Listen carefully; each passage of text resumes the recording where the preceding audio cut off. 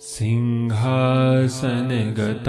नित्यं पदमाश्रितकरद्वया शुभदास्तु सदा देवी स्कंदमाता यशस्विनी।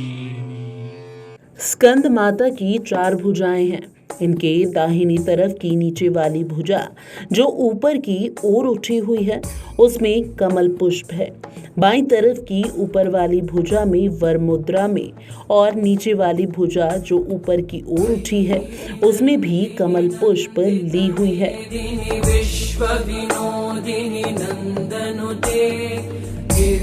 इनका वर्ण पूर्णतः शुभ्र है। ये कमल के आसन पर विराजमान रहती हैं। इसी कारण इन्हें पद्मासना देवी भी कहा जाता है। सिंह इनका वाहन है। नवरात्रि पूजन के 5वें दिन का शास्त्रों में पुष्कल महत्व बताया गया है। इस चक्र में अवस्थित मन वाले साधक की समस्त बाहरी क्रियाओं और चित्त वृत्तियों का लोप हो जाता है। सुरवरवर्षिणि दुर्धरधर्षिणि दुर्मुखमर्षिणि हर्षरते त्रिभुवनपोषिणि शंकर। वो विशुद्ध चैतन्य स्वरूप की ओर अग्रसर हो रहा होता है।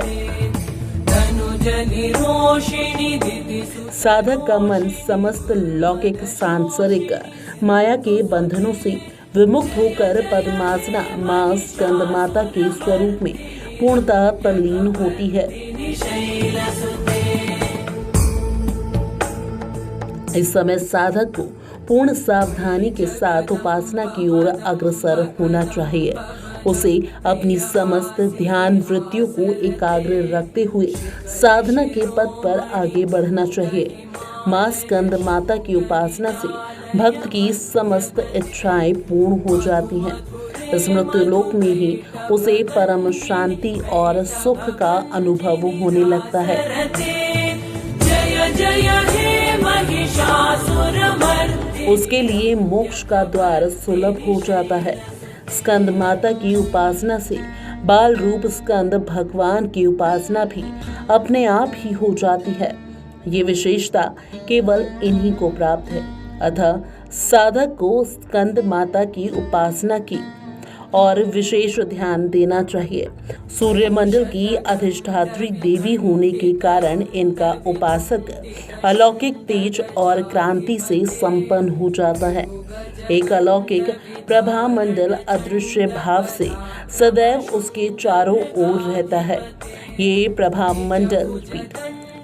मंडल प्रतिक्षण उसके योगक्षेम का निर्वहन करता है। हमें एकाग्र भाव से मन को पवित्र कर मां की शरण में आने का प्रयत्न करना चाहिए। इस घोर भवसागर के दुखों से मुक्ति पाकर मोक्ष का मार्ग सुलभ बनाने का इससे उत्तम उपाय दूसरा नहीं है।